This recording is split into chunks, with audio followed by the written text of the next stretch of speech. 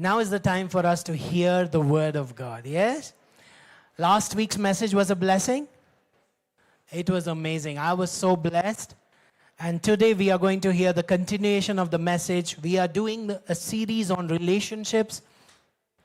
We touched on some amazing topics like God's idea about intimacy, God's idea about connections, how we can break the soul ties.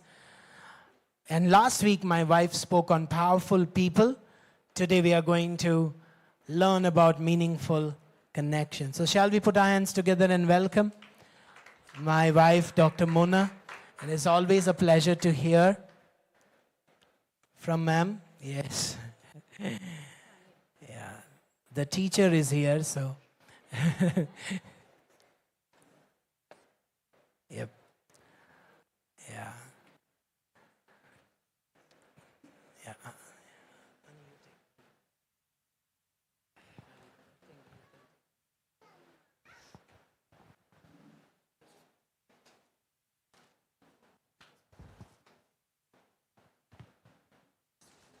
Check, check. Check, 1, 2, 3, check.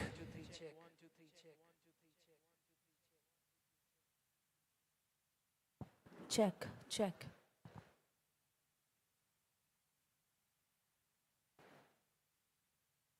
Check, check. Or this will be captured. Check. Hi everyone. Good morning.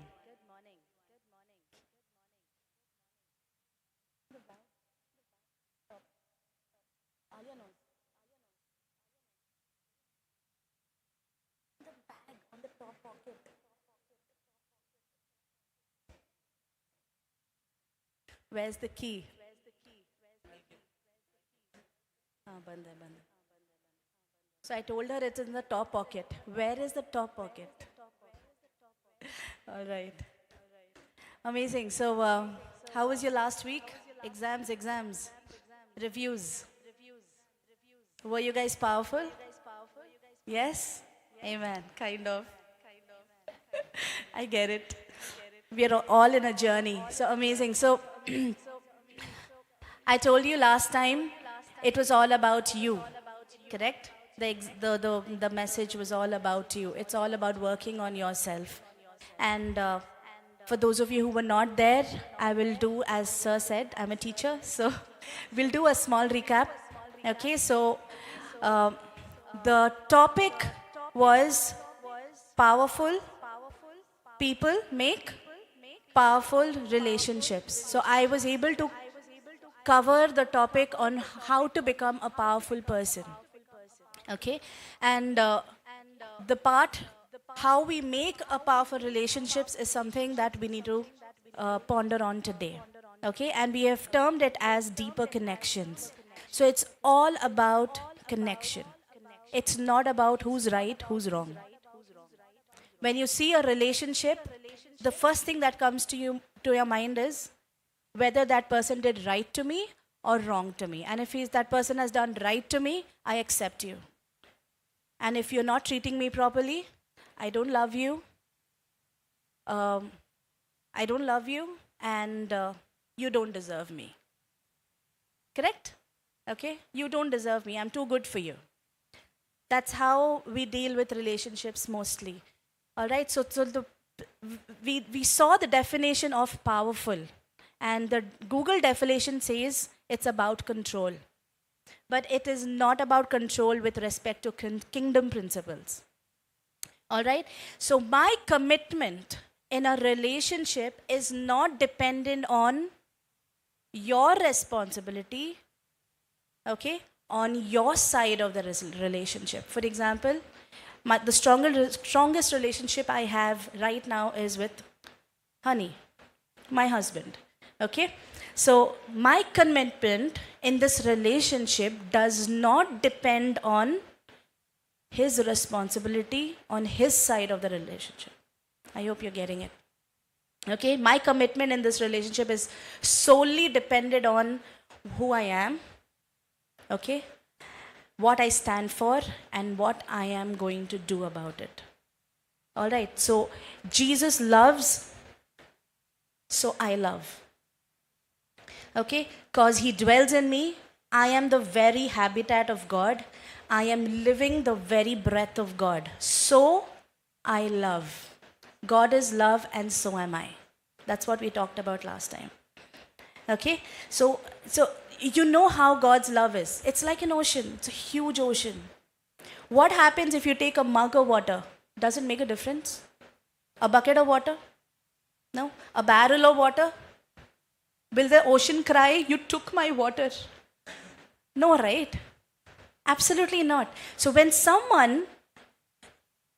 someone takes something from me, if I am cheated or if I am not valued, all right, it should not affect me, because I know who I am. I know what I have, and I know what I'm going to do about it. Okay, so if, for example, I know the word of God says, for example, I'm cheated with money, okay, instead of getting upset about it, because I have a deposit of God's word in my heart, I would claim 7 times back, because that's what the word of God says, and I will rejoice. Praise the Lord. I have lost something, but I'm going to get it back 7 times back, and I claim it. That is going to be my response. All right? So when someone takes you for granted, when someone takes me for granted, I don't care, because I have so much love to give.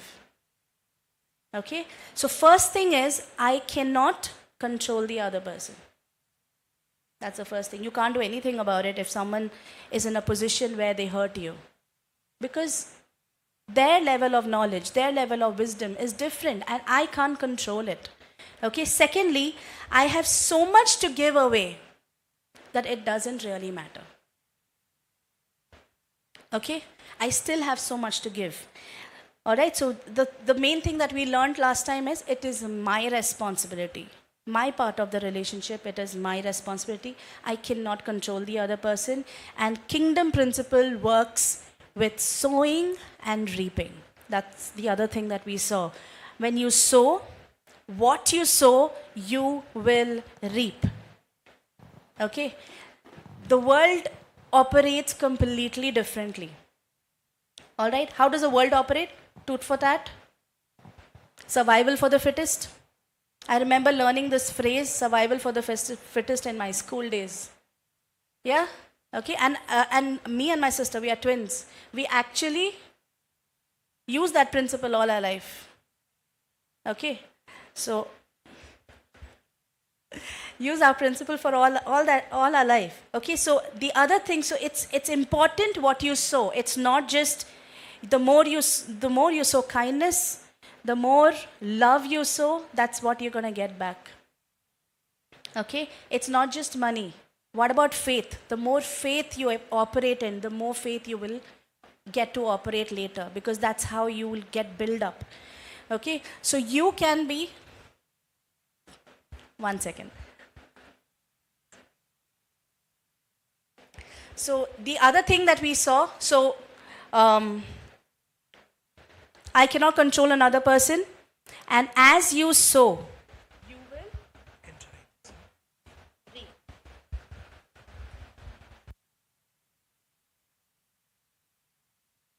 Check.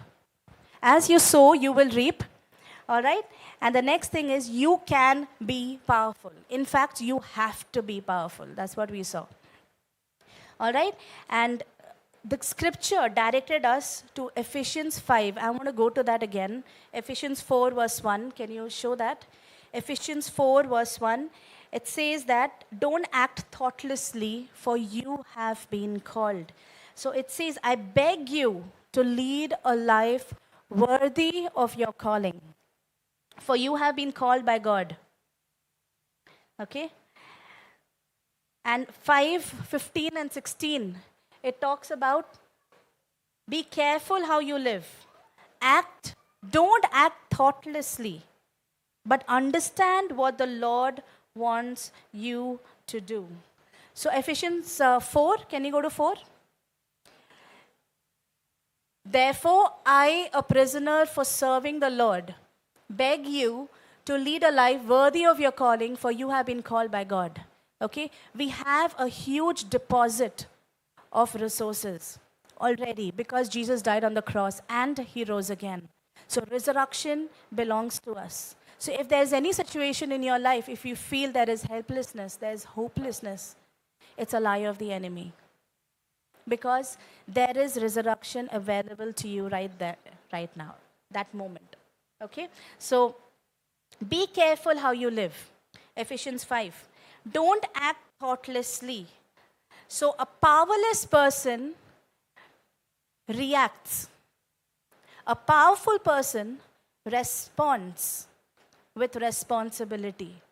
So it's basically a response ability.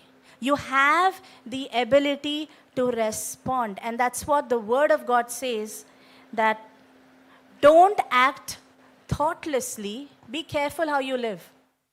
Understand what the Lord wants you to do. All right? So this is just a recap of what we did last time.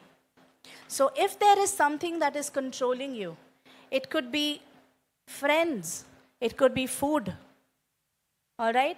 It could be, the most important part, the phone.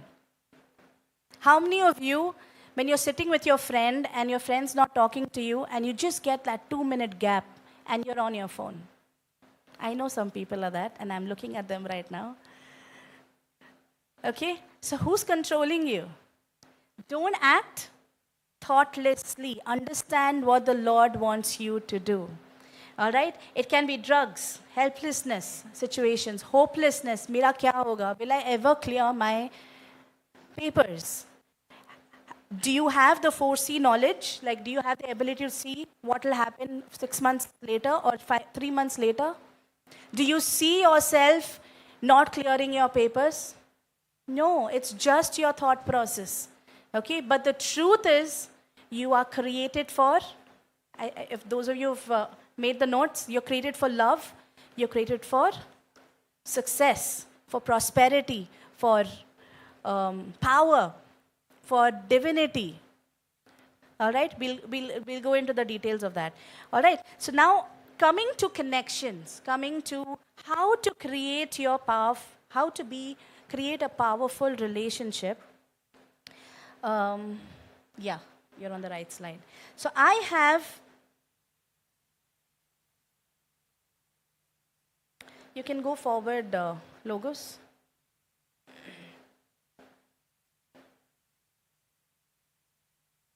Yes.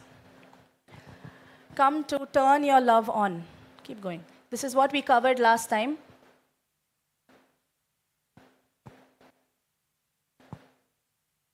Okay. What is the goal of your relationship? What is the goal of your relationship? What is it? Is it? So this is very important. The goal of your relationship. This decides whether whatever your goal is right now, whatever relationship that you feel is very tensed. It can be with your parents, it can be with your friends, it can be with your siblings, especially siblings. It can be anything where you feel there's a huge distance and you want to bridge it. What is your goal? Is it connection or disconnection? If it is connection, I can help you through this message. Okay? But if it is disconnection, then you really don't need my help because you have met the goal of disconnection. So the first step is to take that powerful step of making a decision that I need connection in this relationship. Okay, last time I told you the reason that I consider all of you powerful because you have made the decision to come here to learn. So that itself shows how powerful you guys are. Okay? So if there is a relationship in your mind which is hard for you to handle, you can choose connection. Okay? So what is connection? First step is not to fix, but to restore connection. I told you it's not about right and wrong. It's just not about right and wrong. How right you are, how wrong I am. You better correct yourself. I just don't like it. It's not about telling that. Its first thing is to pursue connection. For example, if my kids do something wrong, now what wrong? If Adaya or if Adora paints, yesterday she was painting one of my those of you who like aesthetics, one of my candle jars. It was a pink color candle jar, which I like a lot, and which is very dear to me because my co-sister gave it to me. Okay, and she took gray color ka paint and she's painting that glass jar. Okay, so my first response to her would be, what you're doing is wrong. Instead of that, if my goal is connection, I will ask her, Alia, Adora, what are you doing? What are you doing? First of all, it's gray color. Secondly, it's very precious to me. Will it be nice if you you take a paper and do instead of using this? So instead of telling her, just stop it, you're hurting my feelings. We've done that so many times. All right, especially your parents must have done that to you, like, just don't do it. Or you must have done that with your friend.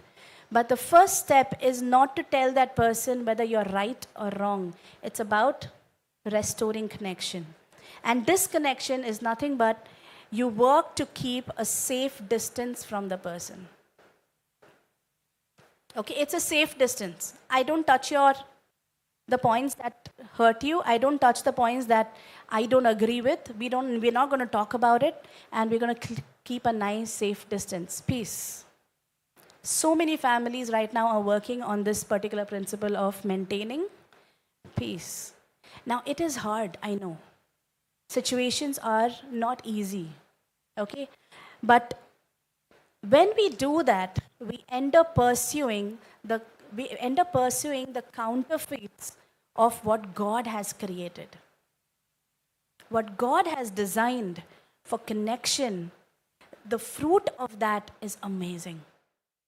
Okay, but we go ahead for counterfeits. What are the counterfeits?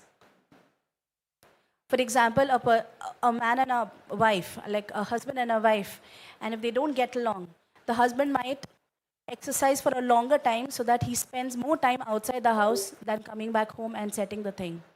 But if he can take the goal as connection and choose to move toward the person, okay, yes, there is work involved in it, but it's worth it. It's totally worth it because it's not going to just help you, but it's going to help many people around you. Okay, so either you choose to move toward the person or you choose to move away from the person. So the first commitment is your commitment to the goal of connection, and you take the responsibility to pursue connection irrespective of what the other person does. Now, this is very important. You cannot control the other person. Can you control the other person? You can control only what you can do. Okay? And you are a powerful person when you decide to take responsibility of what you can do. All right? So when you do these two things, what happens? There is a real conflict. All right? It's not just a conflict, it's a spiritual battle. It's a heart battle. And you need to be ready for that. Because I'll tell you why. It is you have to live, last time I told you have to live a life of freedom and intimacy. Why? It's because you are created for that. You are created for that. When you go to the canteen and you sit with your friend, which friend would you like to sit with who keeps their phone down and talks to you? Or when you just go sit there and the other person is on the phone? Which friend would you choose, first or the second? First one. Okay? Obviously the first one. So connection with a real person. I know you must be on the phone with another person on WhatsApp.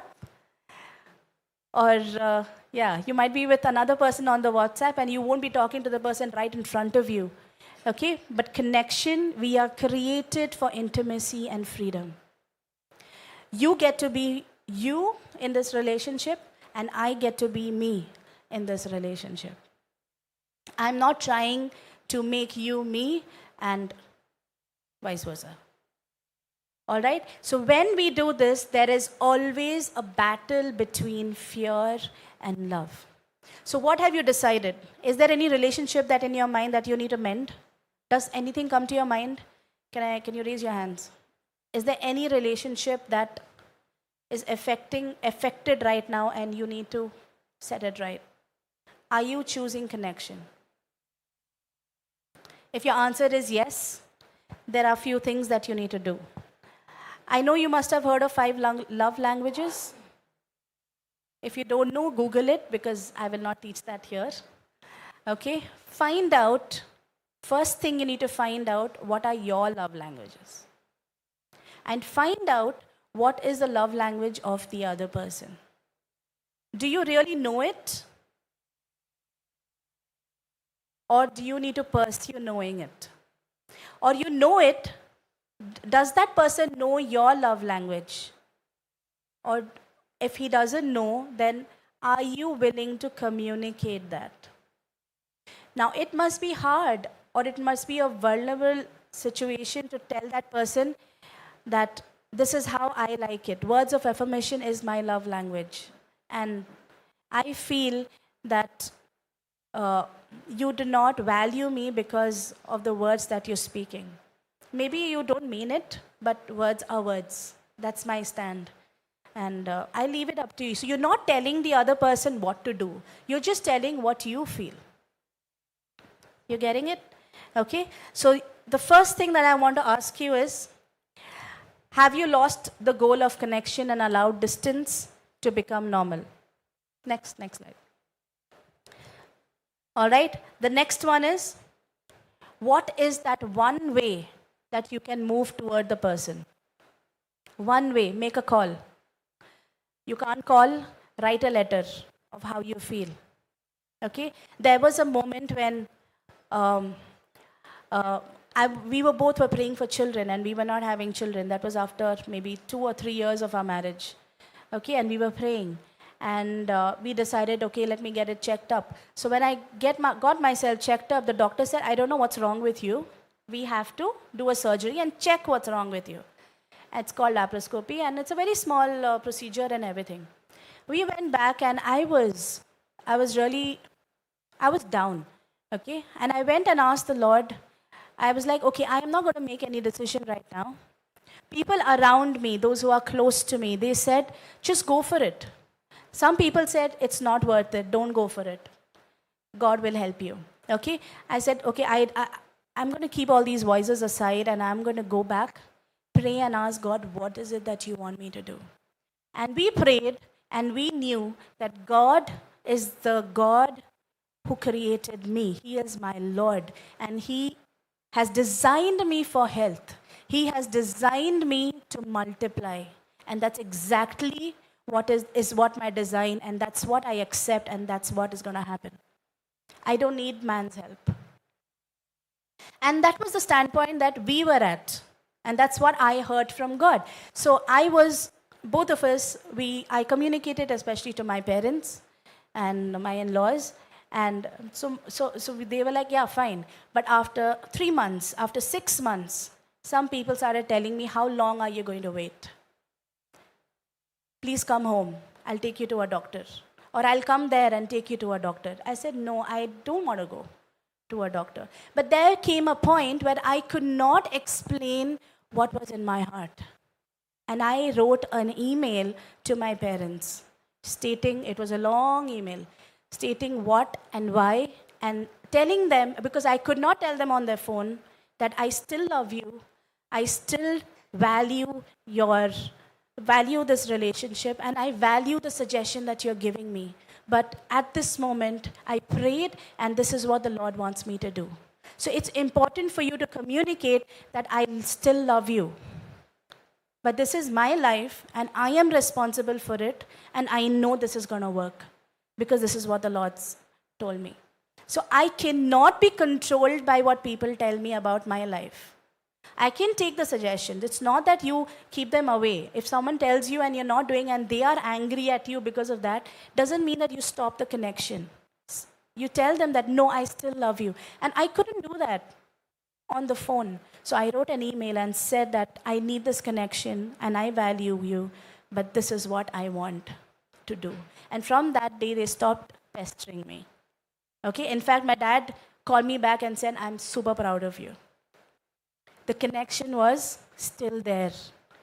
And after a year, we had one, and then after another year, we had two. And then after 2 years, we had another one.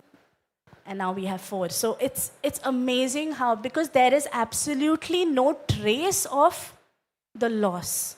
So when you choose connection, there are people who have received God's blessing, but they have lost connection with their family members. And that's not the design of God. So it's important for us to communicate. This session is not on communication and boundaries, but the goal of connection. If this is set right, if you know how to be a powerful person and take responsibility for that, what you have to do with the resources that God has given you, you can do it. What the other person does is not going to affect you. In fact, what you do is going to affect that person. It's going to seep through, because that's what is the kingdom principle of sowing and reaping. If you sow kindness, you will get kindness back. There is no two ways about it. All right? And can you identify two top languages? I already told you. What are they? What makes you? So many people don't know what they like. And when the partner appreciates them, they think about what they have not done. So it's important for me to know what I like, okay, and write that down. So do you know the love languages of your closest friends, families, members? Are you hitting the target, whether you like it or not? Okay? If not, are you willing to communicate with them to know the target if you don't know it? All right? So we saw connection should be your goal. First is make the goal of connection and take that responsibility on yourself. It doesn't depend on the other person. Okay? And how do you... All right. So I want to ask you this question. Do people decide one day to stop loving one another? Do people decide just one day, they just decide to stop loving one another? You must have seen relationships which are not working. Do you think that people just decide one day? I need answers. Yes or no? No.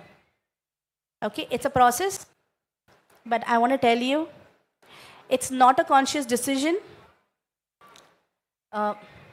It's not a conscious decision, but it is true that one day they have decided for disconnection.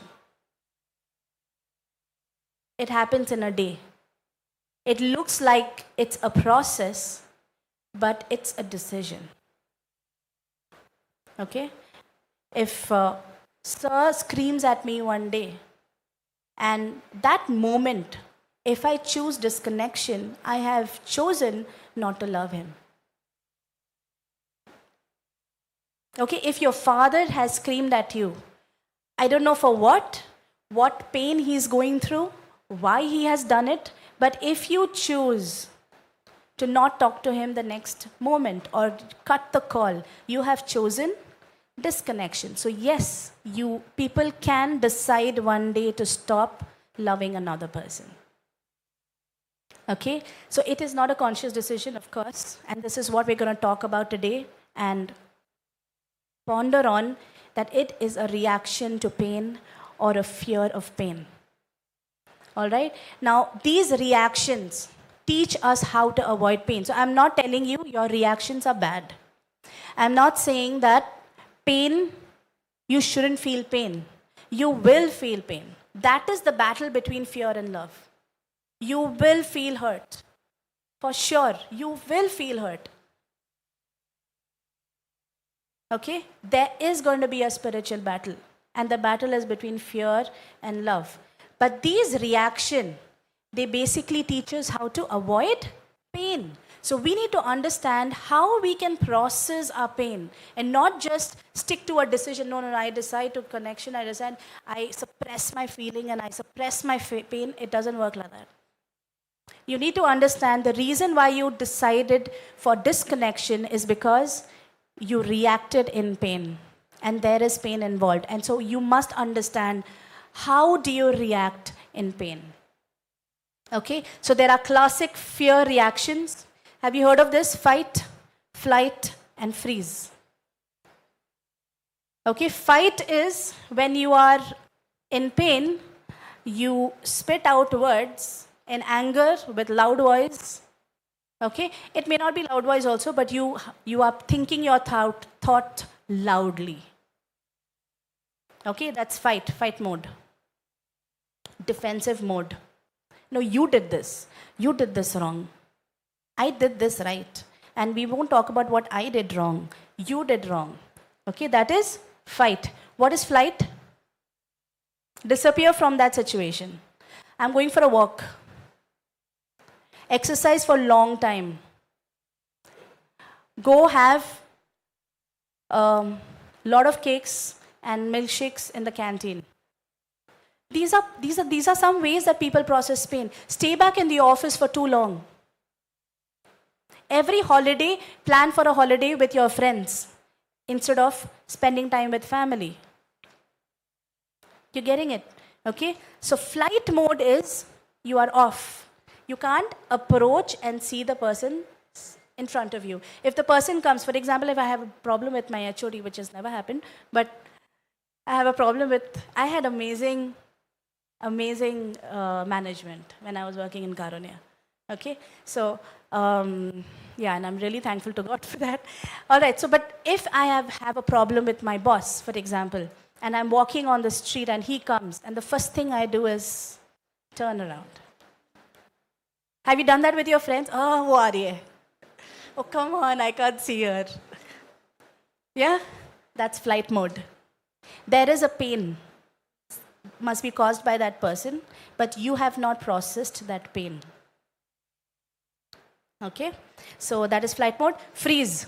What's freeze? Can you guess what's freeze? Freeze is, yeah, there are two terminologies for that. Silent treatment. You're right in front of that person, but you don't talk at all. There's a big elephant in the room and you don't talk about it at all, as if nothing happened. So what is happening? There's a huge distance that is being created, and this is the most toxic. Most toxic is silent treatment, freeze mode, where you're right with that person and you have decided to disconnect. Okay, I have a roof on my head, I have food on my table, you're right there.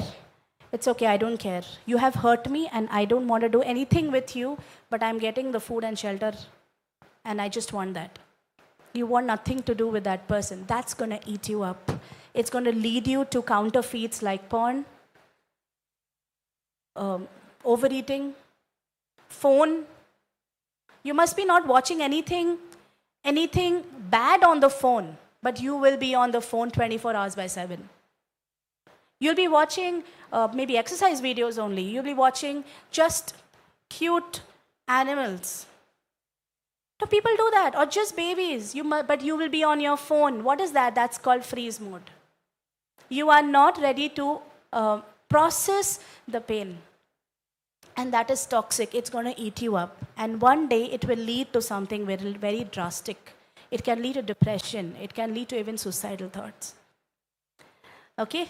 So your instinct reaction is very important because it tells you where you're at. So don't hush it. Don't say that I don't like this person in me. I hate it and I don't want to address it. Okay? It naturally seems normal. It's okay. I was under stress, so I screamed at you. I'm really sorry. I will not do it again. And the next moment you do the very same thing because you have put it under the carpet and you're not ready to walk through it. So you execute them without thinking. Okay?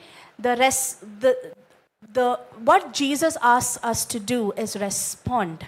Don't act thoughtlessly. When you react without thinking. Yes? When I react without thinking. Okay? But the Lord is asking and inviting all of us today and telling you, pause. You have been called for something greater. And don't act thoughtlessly. Understand what the Lord wants you to do. He wants you to connect. We are created for connection. I think Sir talked about it. Connection with people, connection with nature, and connection with, what's the third one? Self, yeah. Connection with self. That's one. Okay, so respond is what you need to do. What is responding? Training your mind to think, your will to choose, and your body to obey. When I came in 2001 to do my engineering, I didn't think like an engineer. If I was preaching that time, I would be taking examples from my school, whatever I've learned from my school. After 4 years of engineering, if I preach, I will take only examples of engineering. You get it? Okay, you train your mind to think. So you can train your mind to believe and to pursue and to know what God wants out of you and what God has for you and what God wants you to do. You can train your mind. Okay, you can use your will to choose and your body to obey. So once your mind is trained, automatically your will be in place and body will be in place. All right. So powerful people are not slaves to their instincts. All right. And powerful people can respond with love in the face of pain and fear. Okay. It is responsibility. Response. It's a responsibility that you take for yourself. It's a responsibility. Okay? I cannot control people. The only person I can control is myself. So I want to give you an example here of healing. Okay? We have a right to be healed. Yeah? Do you believe that? And we have a responsibility to be healed. We have a right to be healed and we have a responsibility to be healed. We have a right to minister healing to people. That's the great commission that God has given us. Correct? And it is our responsibility to minister healing. Yesterday we were watching, day before yesterday, I don't know. We were watching Chosen ka some series. Okay? And we were seeing the part where Jesus feeds the 5,000. And I think the way they have portrayed the whole thing is amazing. There are actually 5,000 people sitting there. Okay, and the one thing that really we saw few scenes, and this one thing, and the one, okay, I'll just talk about this for now. Jesus told, disciples said there's no food, and they found some food. Okay, and they are thinking about different things. Okay, we can go to this near town and, get food, and they're just thinking about the logistics. And then they come to the conclusion, no, it's not going to work out. And then Jesus says, okay, we have 12 fishes, 12, whatever. We have this much food. Whatever, something that I touched my heart is, what do you have right now? What is the little that you have right now? Use that. For example, if you don't understand a subject at all, you hate the teacher, or maybe the way they teach, or their standpoint, the way they express themselves, you do not like it, and that's why you're not getting anything out of the lecture. Use what you have. What do you have? You know how to read. You know how to understand. You have a God who can teach you. You have books. You don't have books, ask God for downloads. He will give you connections. Okay, so use what little you have. So Jesus used the little that he had, and he knew he can multiply. It's the same thing for all of us. And the second thing that really touched my heart is, he said, go bring 12 baskets. And the disciples were just standing and looking at each other. And he used the phrase saying that, which part you did not understand? Was I not clear? I think that is the dialogue. Was I not clear? And they said, yeah, you're pretty clear. We'll go get. So everybody goes, gets baskets, and Jesus breaks the bread and puts it in different baskets. Okay? And when they close it, he says, go distribute. And again, they're looking at each other, and they're just standing. And he asks, was I not clear? What is their response? Did they argue? They didn't. That means they were powerful people taking responsibility of of who they are, of what they have, who they have, and what they are supposed to do about it. They trusted Jesus, and their response, they didn't react. Their response was, let's go distribute. And that scene is amazing. They close it, and when he lifts the basket, it's heavy. Amen. Okay, so I think that's a very powerful situation there. Operation of powerfulness. Okay, so whatever little you have, use it. Whatever little you have. Okay, so we need, I was talking about healing. All right, we have a right to be healed. We have a right to minister. We also have a responsibility to get healed, responsibility to minister. Sir said, you are the revival. The ministry starts from you. It is your responsibility to heal yourself. You have everything pertaining to life and godliness in you. And you have the responsibility. So if I'm having cold, how are you going to respond? Yes, it's irritating. Yes, it's very uncomfortable. But what do I know about it? And if I don't know, how should I pursue to know? Okay, there is one person I'm listening to right now is Curry Blake. All right, and he was telling me, not telling me, I mean, I was listening to him. So, all right, it was so personal. All right, and he lost his, I think one of the child he lost, and he buried that person. He went to different people to pray for her, raise her up, but he had no help. And he vowed at the burial ground, saying that, I will not let this happen to anyone else.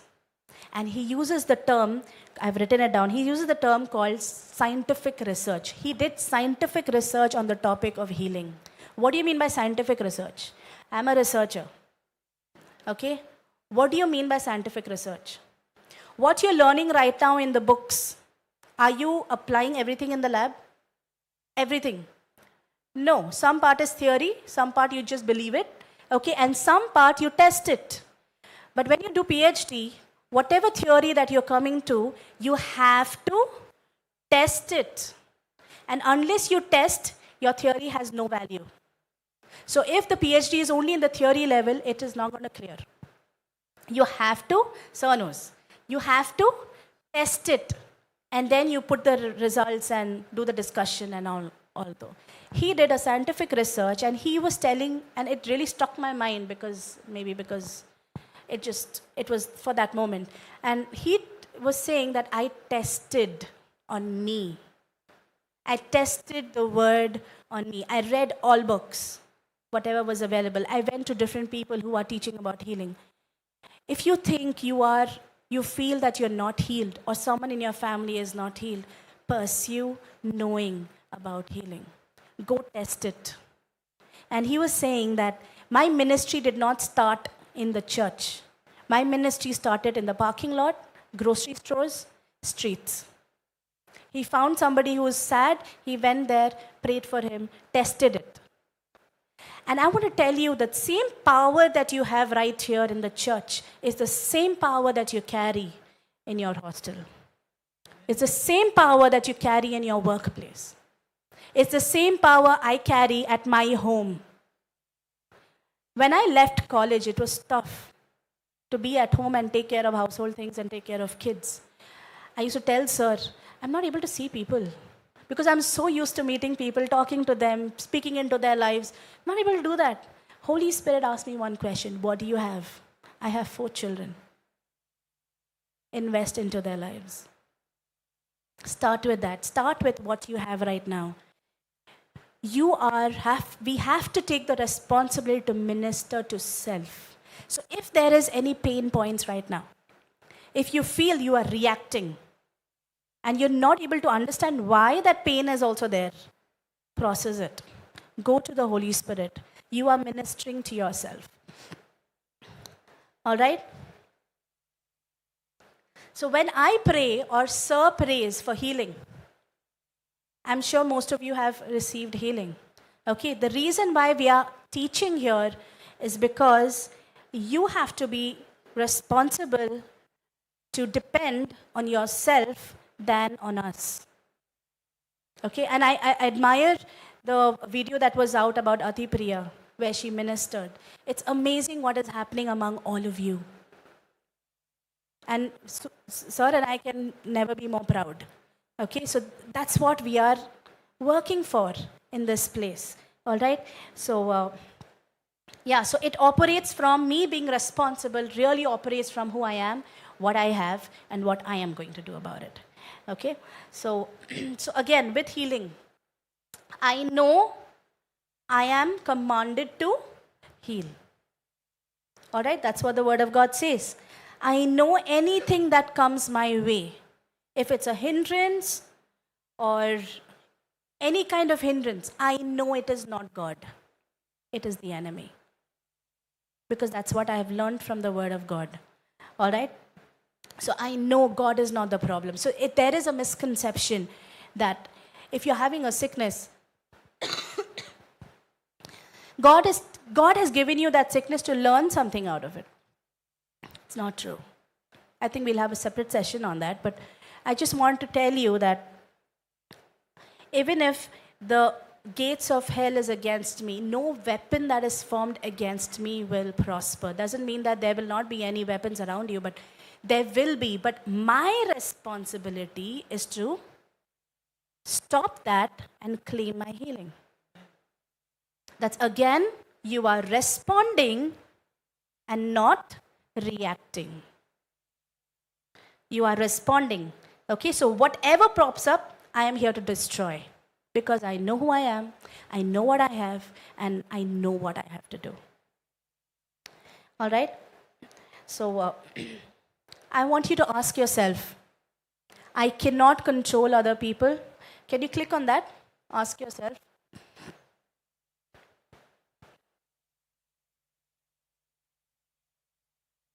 Okay, I've just put 2 questions there. Do I believe I can control other people? How am I doing? I know you've got your books or your phones, write it down. How am I doing at controlling me instead of trying to control others? The answer is either yes or no. You don't have to write much. Okay? What can I do to better control myself? What can I do to protect the connection when I feel hurt and afraid?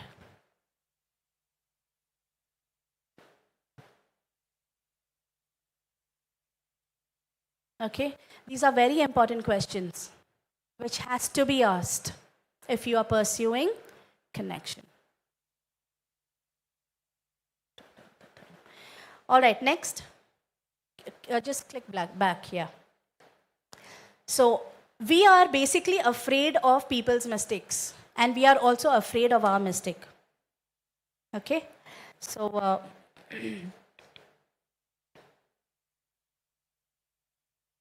so fear comes from the devil. So we don't have to be afraid of people's mistakes. It is dealt with. If you find your friend who is smoking, I'm sure that person who is smoking wants to come out of it more than anyone else in this whole world. Isn't that true? They may not express it. Some people will express it. Some people will not express it. But deep down in their heart, they don't want to be connected to any kind of drug because they knows it controls them. And according to medical science, once addict, always an addict. And that's what they believe. Okay? So I am not afraid of your mistakes because I have a God who has dealt with it. I am not afraid of my mistakes. So even if I have to communicate something to sir and I am not able to do it in a proper way, I am not afraid. I can do better. I can get up and walk. Okay? Some people say that sin stops the power of God. Does sin stop the power of God? Then all of us cannot sit here. You have to clean yourself. So go clean yourself and then come back. It doesn't work like that. Okay? When sin abounds, the word of God says grace abounds much more. That's the truth. Okay, so you don't have to be afraid of people's mistakes. You don't have to be afraid of your own mistakes. This itself will help you to respond than react. Okay, so you have to deal with the fear that is inside you. Last time, I think we closed the session with you have to replace the lies that you're believing with the truth of God. And these lies are believed because of fear. And this fear is not from Jesus, it is from the devil, permanently disconnected and isolated. Okay? And it causes death. Can you click on death? Okay, last time we saw the God's will for you is life. Can we say that loudly? Life and love. Yeah, see it.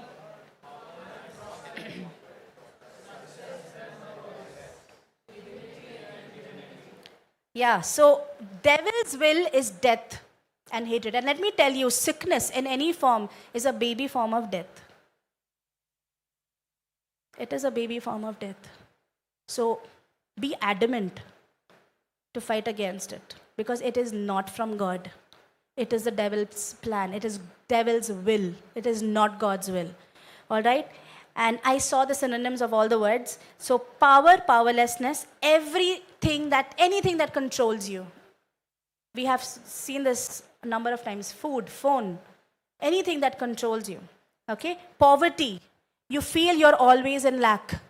You don't have enough. Let me tell you, the disciples felt the same way, that they did not have enough. Did Jesus feel that way? Physically, it was not there, but he knew. He knew where his provision is from.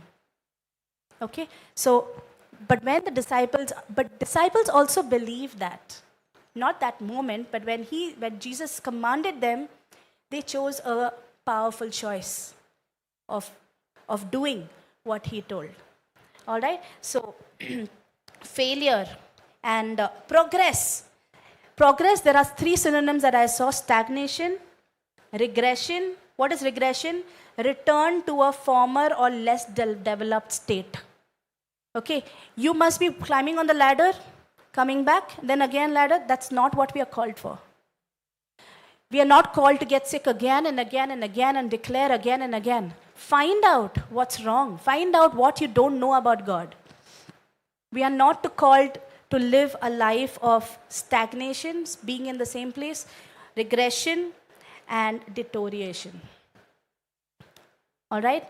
Okay? And the last one is worthless. Do you sometimes tell this phrase, I'm just a human? Come on, everybody does it. I'm just a human. This is very common everywhere nowadays. Office mein, if you don't come for whatever, and if you don't drink whatever, come on, everybody is doing it. But you're not just a human. You are powerful enough to not disconnect from that relationship. Bhale, that person is into all kind of sins, but you can still connect with that person and still do what you want to do with that person. I have done it. I've had friends, I come from a naval background. All right? And sab chalta hai. Parties, everything is going on. Abhi to everywhere it's like that only. All right? And I have had amazing friends. They did their own thing, but there was a point where I had to communicate to them that I value you. And this is what I want to do. And I want you to, if you accept it, fine. If you don't accept it, you're losing me.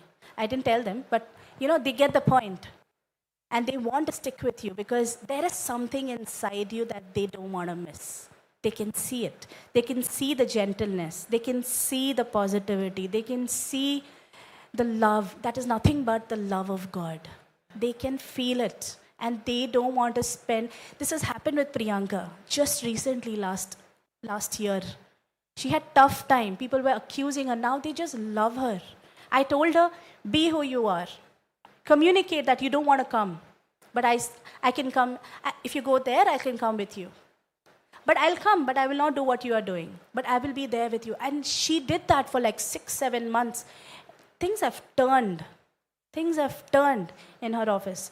Okay, so you're called for something greater, and you don't have to be worried about people's mistakes. You can accept them, you can still choose connection. All right?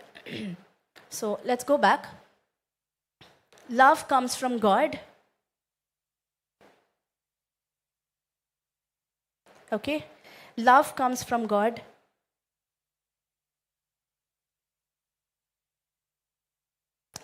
I want to tell you that who is always working to heal and restore. All right? Your connection with Him and other people, and bring us to a healthy, life-giving relationships. Okay? So, what is stopping you to go to God? Identify that it's not you, it is the devil who's after you not to connect with God. But God wants you to connect, because there is always healing, there is resurrection, there is restoration. So there is only one remedy to our problems, and that is the blood of Jesus on the cross. Okay, and this does not have compartments. It does not have compartments. It's not healing power, saving power, and then deliverance power. It's just one thing, that is life. So if there's anything in your life that you don't see life flowing into it, it's high time you take responsibility for that situation. Stop blaming people around you. Stop blaming the system. You can bring life into that situation. Okay? So life is the only thing that can drive out death. So I told you, sickness is a baby form of death. Life is the only thing that can. So it's not something that you can understand with normal knowledge. The normal knowledge will tell you the more you get, the more you work hard, the more you will get. All right? Survival for the fittest. If I don't go first, others will get it. But kingdom doesn't work like that. The more you sow, the more you will reap. The more you pursue healing, the more you will see it manifested in your life. The more you pursue the things of God, it will work. It's amazing. Sometimes you might feel, oh, I have cold. How will it just vanish? It doesn't work like that.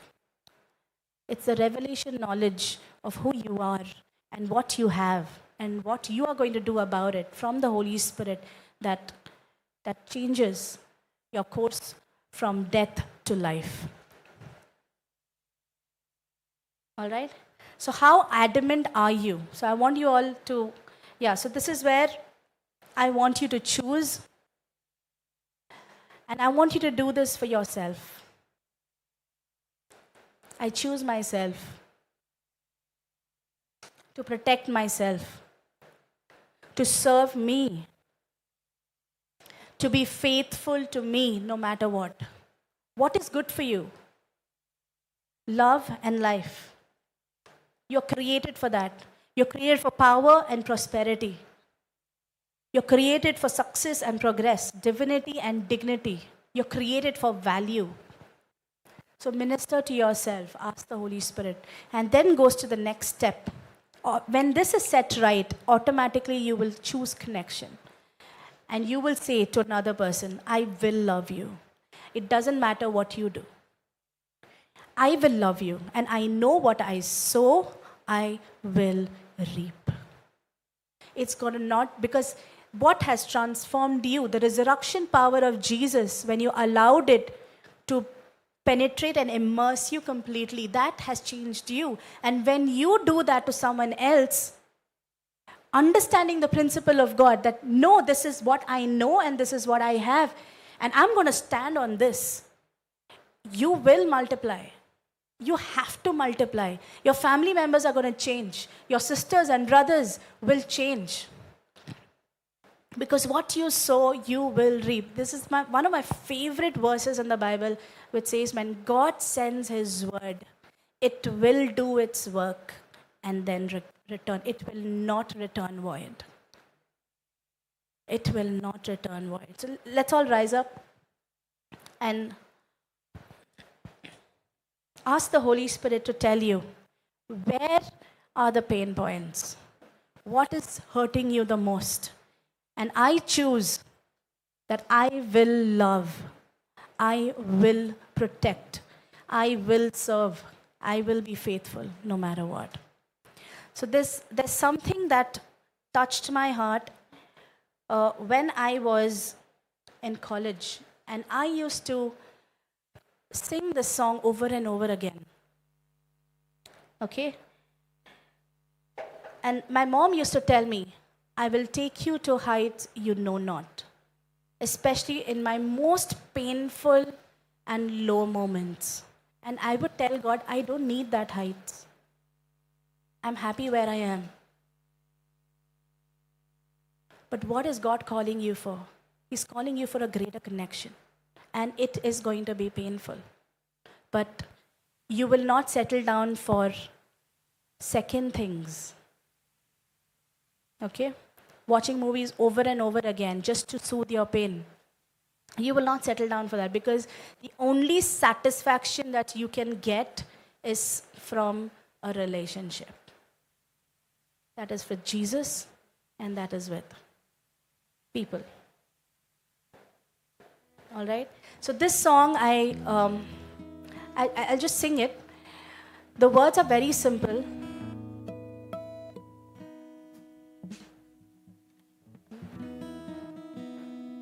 It's very high.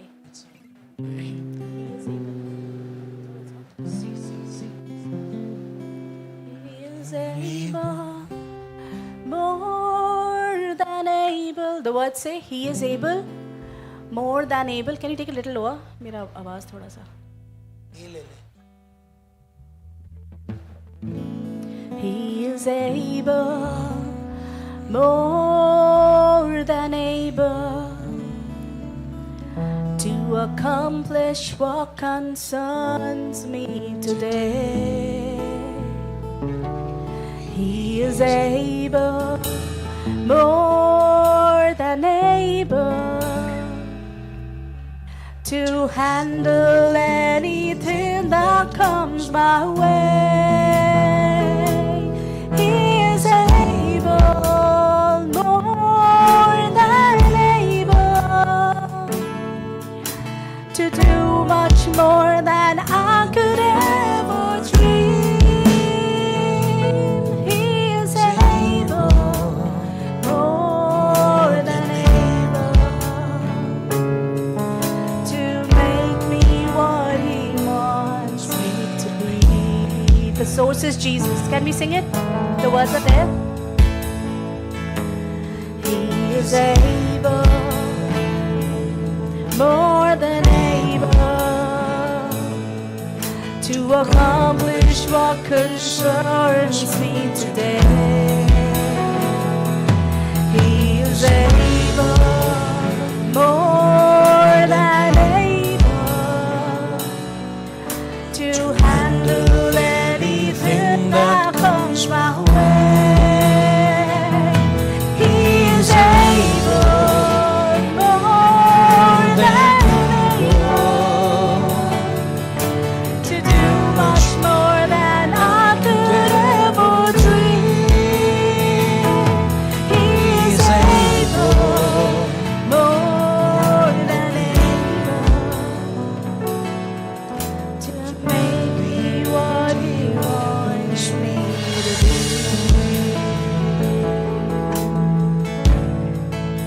What are you dreaming of?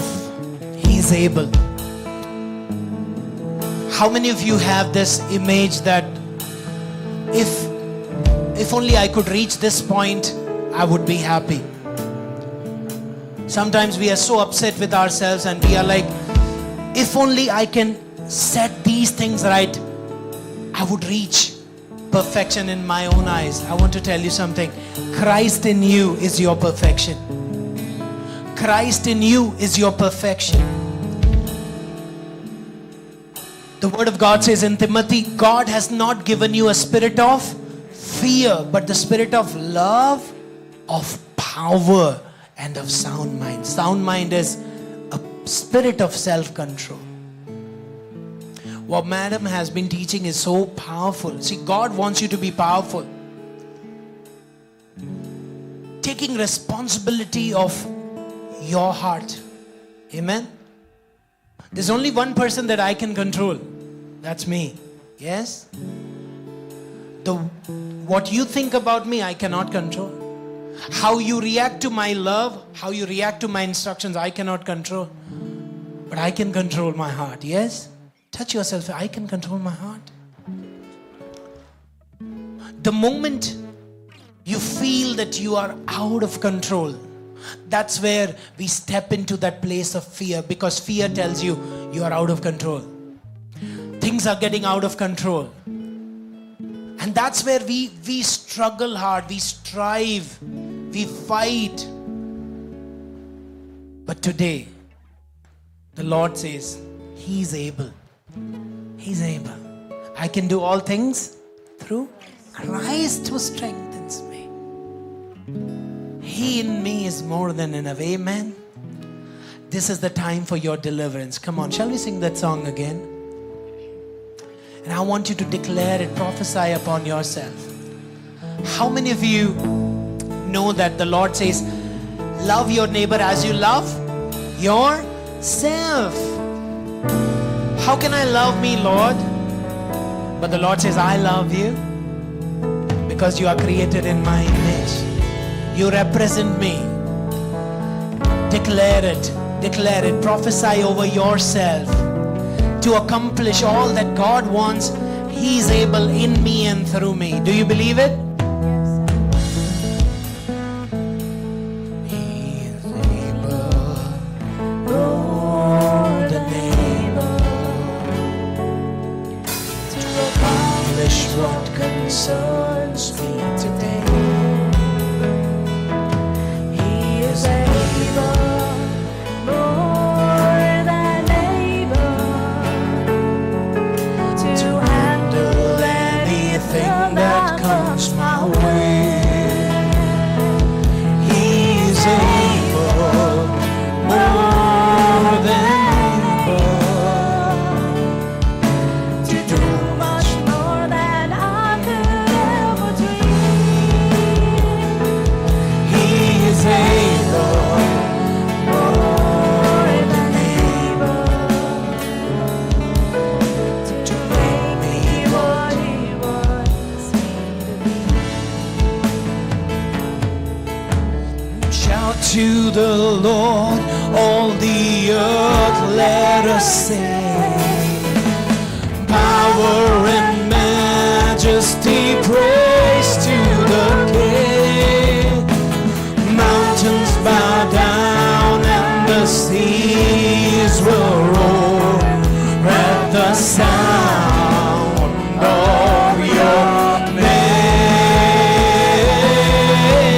I sing for joy at the works of your hand. Forever I love you, forever I stay. Nothing compares to the promise I have. Then shout to the Lord, all the earth, let. Come on, shout it out. Power